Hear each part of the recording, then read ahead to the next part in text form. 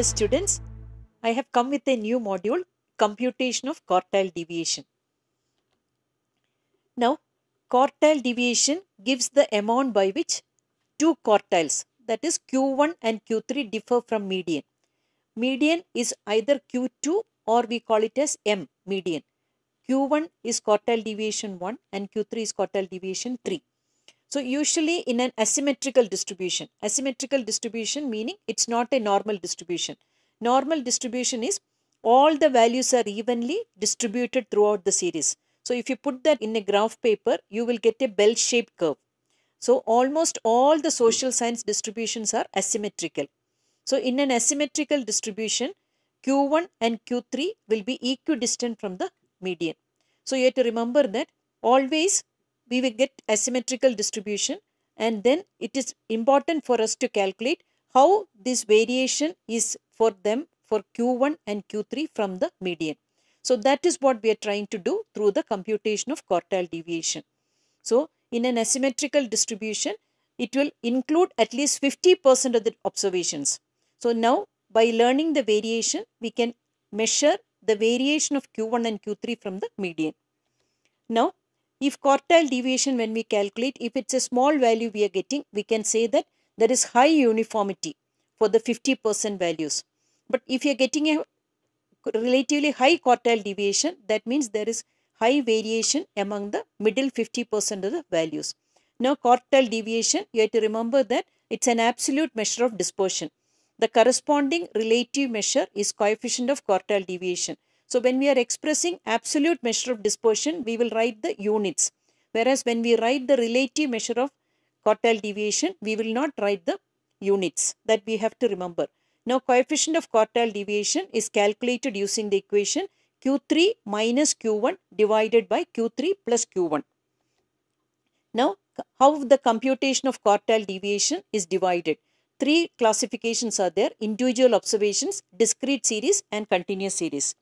First step, individual observation, if you have to do quartile deviation or median, you have to arrange the data in ascending or descending order of magnitude. But the formula for calculating quartile deviation is Q3 minus Q1 divided by 2. So we'll see the first problem. Compute quartile deviation and coefficient of quartile deviation from the following data. So runs scored by a batsman: 20, 28, 40, 12, 30, 15 and 50. You know that this data is not arranged in the ascending or descending order of magnitude. First thing, we have to arrange the data in ascending or descending order. So that is 12, 15, 20, 28, 30, 40 and 50. Now we have to calculate Q1. So first Q1 is equal to n plus 1 divided by fourth term. That meaning n is the number of observations. So here you have 7 values. So 7 plus 1 divided by 4, it's the second term. That meaning Q1 value is 15. Similarly, you have to calculate Q3 value. Q3 value is 3 into n plus 1 by 4th term. That is 3 into 2, that is the 6th term, that is 40. So Q1 is 15 runs, Q3 is 40 runs, and now we can calculate the quartile deviation. That is Q3 minus Q1 divided by 2. That is 40 minus 15 divided by 2, that is equal to 12.5 runs. Now we have to calculate coefficient of quartile deviation. That is Q3 minus Q1 divided by Q3 plus Q1. So that is 40 minus 15 divided by 40 plus 15. That is equal to 0.4545. We will not write the units there because coefficient is a pure value. So we will not write the units for coefficient of quartile deviation. Now we are coming to the computation of discrete series. So the formula is same. How we calculate quartile deviation and coefficient of quartile deviation, formulas are same. Q3 minus Q1 divided by 2 for quartile deviation, and coefficient of quartile deviation is Q3 minus Q1 divided by Q3 plus Q1. Now we will do the problem. So that is wages and number of workers. Wages units, it's expressed as rupees. So 10, 20, 30, 40, 50 and 60. Number of workers 4, 7, 15, 8, 7 and 2. Now you know that Q1 and Q3 for discrete series, if you have to calculate, computation is based on cumulative frequency values. So we have to write the table for computing Q1 and Q3 values. So values of X 10, 20, 30, 40, 50 and 60. Values of F 4, 7, 15, 8, 7 and 2. Now cumulative frequency values, that meaning adding the frequency values. First will be 4, next will be 4 plus 7, it's 11, 11 plus 15, 26, 26 plus 8, 34, 34 plus 7, 41, 41 plus 2, 43. Now we have to calculate Q1 and Q3. So Q1 and Q3, n plus 1 by 4th item, that is 43. Here n is cumulative frequency total, 43 plus 1 divided by 4. So Q1 you will get as rupees 20. Q3, 3 into n plus 1 by 4. So that is 3 into 11th item, that is 33rd item, that is 40.